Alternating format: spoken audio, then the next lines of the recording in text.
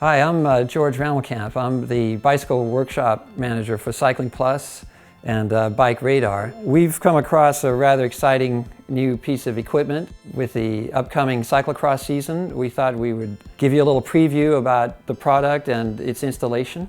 So have a look at this. What we have here is the new Parabox by TRP. It's a cable to hydraulic brake conversion kit, which includes master cylinder unit and a couple of hydraulic calipers. You get the discs as well and the mounting hardware. It's a rather interesting unit, and they're the first ones out of the blocks pretty much. So the first thing we're going to do is clear the decks and get the parts off the bike so we can start with a clean slate. That'll involve removing the brakes, the wheels. Now that the brakes have been opened and the wheels removed, we're going to release the cables and take the brake calipers off. Now ideally, the brake will simply remove from the post, but sometimes that post and the screw, the bolt that holds it in place, gets seized up and the whole thing comes out. On the front of the bike, there'll probably be a cable hanger that's removable, so you'll want to get rid of that. And if at all possible, you can get rid of the post mounts on quite a lot of frames and forks. So removing these posts can make the bike look a lot cleaner, but make sure that your spanner is a good tight fit around the flats. They're quite easy to strip if they're tightly screwed into the fork blades. It might be difficult to find decorative caps for anti-boss removal at a bike shop nowadays, but you can also just make do with a little bit of electrical tape. So you'll want to repeat the same process for the rear brake as well. Now we're going to offer up the master cylinder and see what the clearances are, and go ahead and remove the stem and just try to get this thing on there.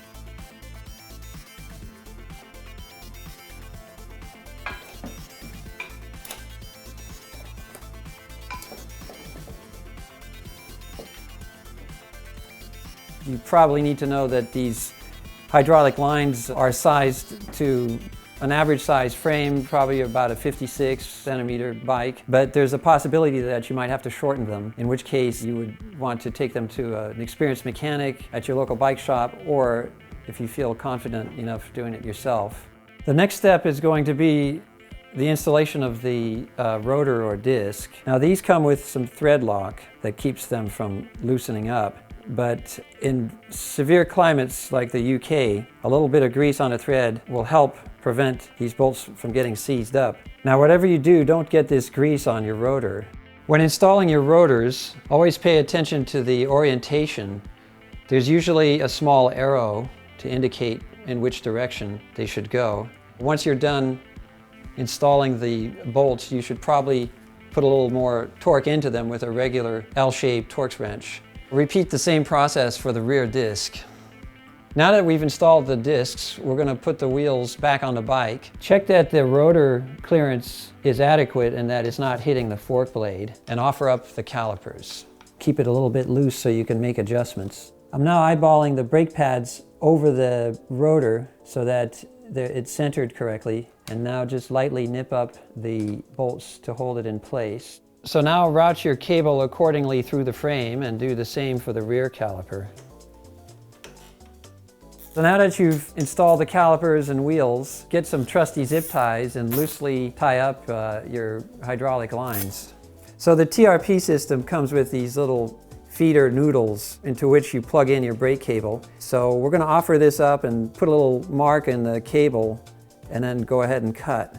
So this thing fits in this hole over here.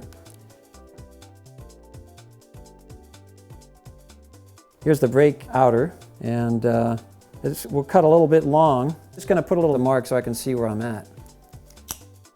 I think I've pulled the cable out far enough I can make a cut now. Then you can just grab a metal file and put a few strokes across, flatten out the end of the outer. In this case, the noodle barrel adjuster requires a ferrule. So now that you've got your front cable outer cut to the correct size, you can move on to taking care of the rear brake. Now to thread the cables through, it's probably going to be easier if we pull the noodles away. Let's feed the brake cable back in there. So if you're satisfied that your cable is nicely cut, you can go ahead and reinstall the ferrule and then thread it into the noodle. Now it sometimes helps to give it a little spin in the direction of the cable winding. That'll help feed it through the curve.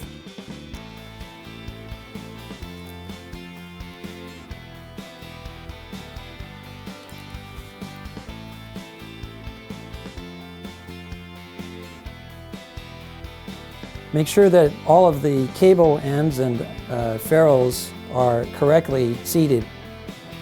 So now, while immobilizing the anchor assembly with a 9mm open end, you can tighten the grub screw. In this case, it's 2.5mm Allen key. Don't overdo it, but it should be pretty snug. So as before, you can now repeat the same process for the rear brake. So now that you're satisfied that the cables are correctly anchored and your calipers are approximately positioned over the rotors with the bolts nipped up, we can give the brakes a little try, give them a squeeze. Well, that feels pretty good. And now we're ready to cut and crimp the cable inners to prevent fraying and tidy everything up.